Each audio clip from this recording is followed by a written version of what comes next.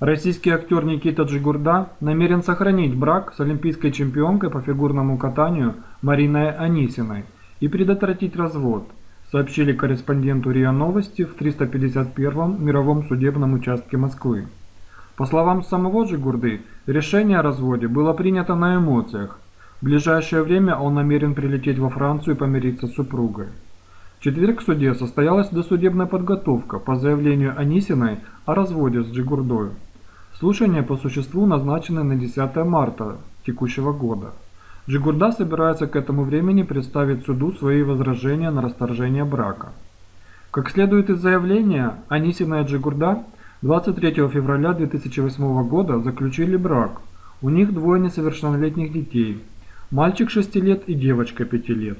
В настоящее время брачные отношения с ответчиком фактически прекращены. Дальнейшая совместная жизнь с ответчиком и сохранение семьи невозможны, указывает в заявлении Анисина.